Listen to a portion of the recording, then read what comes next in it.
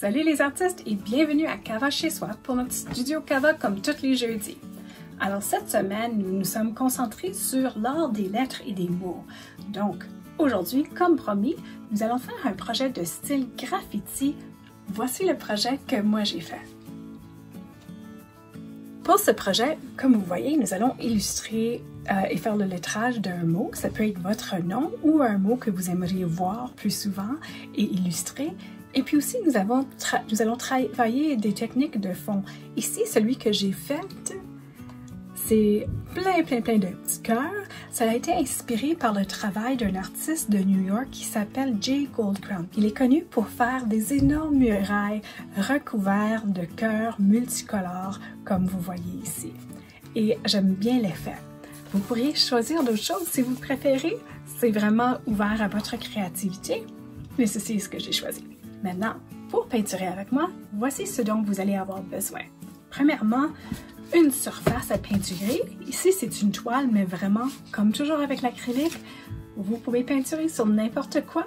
Si ce n'est pas déjà préparé comme une toile, il faudrait peut-être le peinturer blanc d'abord ou mettre du gesso pour le couvrir.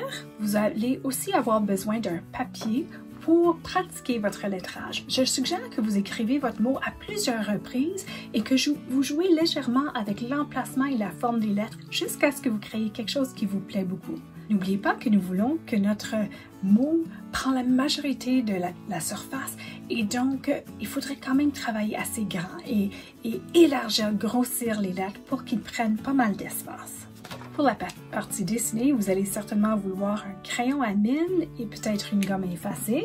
Pour ressortir le style vraiment BD de cette graffiti ici, tu vas probablement vouloir soit un feutre permanent noir ou si vous l'avez un feutre à peinture noire. C'est ceci que j'ai utilisé et je l'aime beaucoup pour des projets comme ceci. Si vous n'avez ni l'un ni l'autre, vous pouvez toujours faire vos lignes avec patience et un pinceau à pointe fine et de la peinture noire. En parlant de peinture, il vous faudra une variété de couleurs de votre choix. Très important sera le noir si vous en avez besoin et du blanc. À part ça, les couleurs sont vraiment ouvertes à vous. Je vous suggère toujours au moins un pinceau carré et un à pointe ronde. Vous allez peut-être aussi aimer avoir une brosse à dents pour envoyer des petits picots de peinture. Et ensuite, nos matériaux de base, comme toujours, un pot d'eau, un linge, quelque chose pour protéger son linge et les surfaces sur lesquelles on travaille. Et j'ai presque oublié, il vous faudra aussi une palette pour la peinture. Une fois que vous avez rassemblé tous vos matériaux, redémarrez la vidéo pour peinturer avec moi. Notre première étape sera de peinturer un fond qui sera gradué, qui va montrer une transition graduelle d'une couleur à une autre. Ce fond ici va paraître à travers nos lettres et donc vous allez vouloir choisir des couleurs vraiment brillantes et éclatantes. Pour choisir des couleurs qui vont mélanger et faire des jolis résultats, pensez de mélanger vos couleurs primaires. Alors moi ici j'ai choisi le jaune et le bleu qui me font un vert au centre. Vous pouvez aussi choisir le jaune et le rouge ou rose pour faire un orange ou le rouge, rose et le bleu qui feront un violet au centre. Essayez d'assurer que la transition se verra dans la région où vous allez mettre vos lettres. C'est ça le but de faire ce fond ici. D'habitude, je mélange mes couleurs directement sur ma toile et je verrai que la transition se fasse naturellement entre les deux couleurs. Mais ça peut être difficile à réussir. Alors, vous pouvez faire comme je vous montre ici et mélanger vos deux couleurs primaires pour créer votre troisième couleur déjà sur votre palette et de l'ajouter sur la toile. Un petit conseil que j'ai vite appris, je peinturais sur une toile recyclée sur laquelle j'avais mis du gesso et c'était tellement sec que j'avais de la misère. Vous avez peut-être vu que j'avais de la misère à tirer et bouger ma peinture. Si ceci est le cas, vous pouvez légèrement vaporiser de l'eau sur la surface de votre toile et aussi utiliser un pinceau plutôt trempe pour un petit peu diluer votre peinture. Il faut faire attention de ne pas trop faire ceci, mais ça peut vraiment aider à nous permettre à étirer et faire cette gradation plus graduelle. Quand vous travaillez à peinturer une grande surface comme ceci, ce serait une bonne idée de choisir le plus grand pinceau que vous avez à votre disposition. Pour créer une graduation le plus fluide et uniforme possible, c'est très important de travailler rapidement avec la peinture acrylique puisqu'elle sèche rapidement. Ce n'est pas toujours possible, mais autant que vous pouvez, essayez de faire des longs mouvements fluides avec votre pinceau. Même l'idée de commencer à l'extérieur de votre toile et de continuer directement jusqu'à ce que vous dépassez l'autre bord. Ceci crée un mouvement beaucoup plus fluide et fera une graduation plus agréable. Avant la prochaine étape, il faut s'assurer que ce fond ici soit complètement sec. Alors, c'est un bon moment de travailler avec notre lettrage. Voici un truc pour transférer votre lettrage à votre toile. Recouvrez le dos de votre dessin avec du graphite. Moi, par chance, j'ai un bâton de graphite qui me permet de faire ça très rapidement, mais vous pouvez aussi le faire avec un crayon. Ça prend un petit peu plus de temps. Ensuite, comme vous avez vu ici, j'ai collé mon papier à ma surface et je retrace toutes mes lignes en m'assurant que le transfert se fait bien et ensuite, je serai prête à peinturer.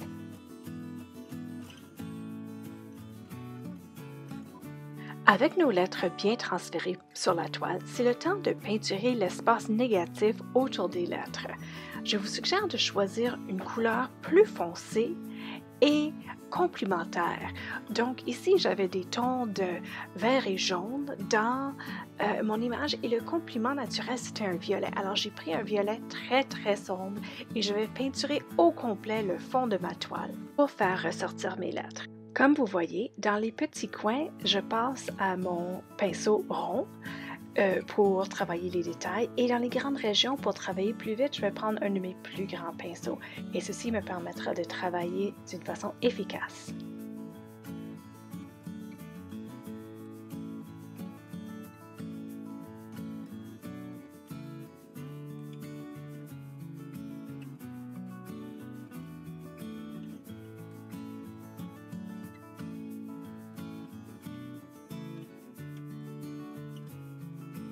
Selon les couleurs que vous avez choisies, vous allez peut-être devoir faire une deuxième couche de couleur pour avoir un effet uniforme dans le fond. Ce n'est pas nécessaire d'être parfait, mais nous ne voulons pas voir la couleur inférieure à travers notre couleur foncée. Avec ma deuxième couche, je me suis rendu compte que le violet que j'ai choisi était un petit peu trop foncé pour mes goûts. Donc, j'ai ajouté un petit peu de blanc, cela n'a vraiment pas pris beaucoup, et j'ai fait une couleur un petit peu plus vibrante et j'aime beaucoup plus cet effet ici. N'hésitez pas d'ajuster et de changer avec l'acrylique. Il n'y a jamais une faute, on peut toujours revenir, ajuster et changer notre projet.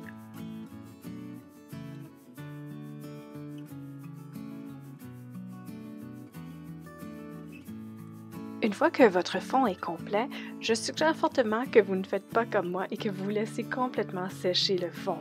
Moi, j'ai été impatiente et de temps en temps, quand je travaillais sur de la peinture encore trempe, ça m'a donné des difficultés. Nous allons maintenant recouvrir notre couleur sombre d'un motif. Vous pouvez soit le faire à la main levée, un petit peu comme moi, vous pouvez faire des cœurs comme j'ai fait ici, ou vous pouvez faire des lignes, des ronds, toutes sortes de choses. Et même vous pouvez sortir vos pochoirs et des étampes pour jouer et faire quelque chose d'intéressant. Si vous allez peinturer à la main levée des petits cœurs comme moi, je suggère que vous sortez un pinceau de détail à pointe ronde et petite et ceci vous permettra de faire des lignes plus fines. Si vous en avez, ceci pourrait être aussi un bon moment de sortir des marqueurs de peinture puisque ça vous permettra de faire des petits dessins comme ceci très facilement. Les deux premières couleurs que j'ai utilisées ici ont beaucoup de blanc et donc ils ressortent très bien sur les couleurs foncées. Vous allez voir dans une minute que je vais ressortir un vert ou un jaune qui est un petit peu trop transparent. Si ceci vous arrive avec n'importe quelle couleur, vous n'avez juste qu'à ajouter un petit peu de blanc et cela augmentera de beaucoup l'opacité de votre peinture et le permettra vraiment de paraître bien par-dessus une couleur foncée.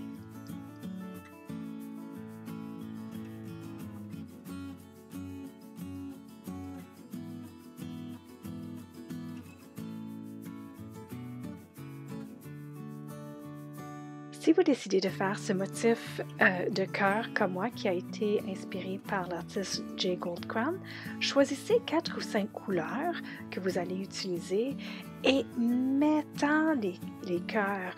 Vous allez les peinturer les uns par-dessus les autres, les chevaucher. Et vraiment, c'est l'effet d'avoir une extrême densité de ces cœurs qui sont collés un par-dessus l'autre, qui se chevauchent, qui ajoute beaucoup d'intérêt. Ça devient quasiment une texture au lieu d'un motif.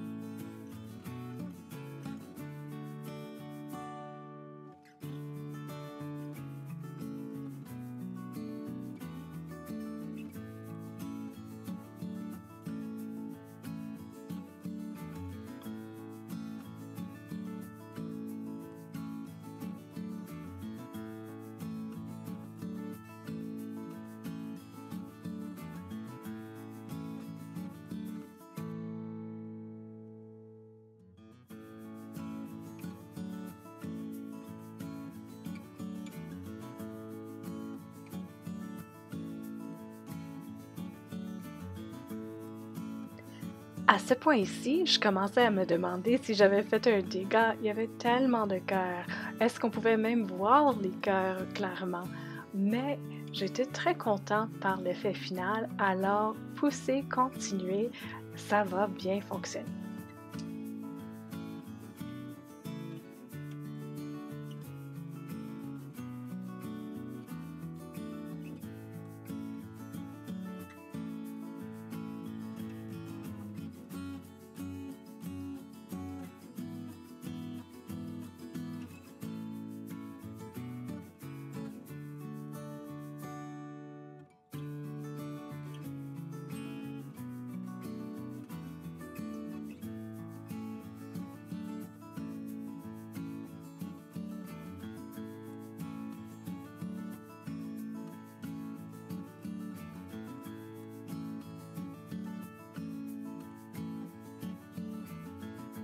Quand vous avez utilisé toutes les couleurs que vous avez planifiées à utiliser dans le projet, regardez votre toile pour une minute et considérez s'il y a une coupe de couleurs qui manque dans certains coins ou si on aimerait renforcer les couleurs qui sont cachées au fond. Alors pour moi, j'ai repris mon premier bleu et j'ai ressorti quelques-uns des cœurs, je les ai amenés par en avant et j'ai beaucoup aimé l'effet.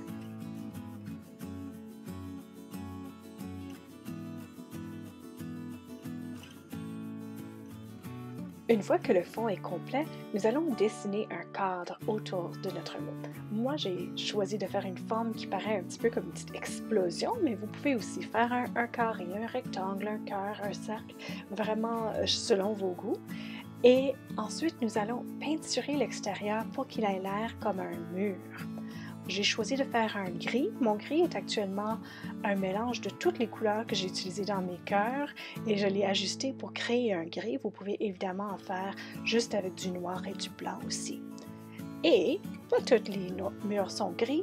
Si vous voulez faire des briques de couleur briques, ça va bien avec votre projet ou même un mur noir ou autre. Vas-y, faites selon votre choix. Puisque la peinture que j'utilise contient beaucoup de blanc, ça veut dire que la couleur est déjà pas mal opaque et donc je peinture avec une quantité généreuse de peinture, mais je n'aurai que besoin de faire une couche pour bien couvrir ma surface. Si par exemple vous pouvez voir votre motif à travers votre couche de peinture, il faudra juste revenir avec une autre couche.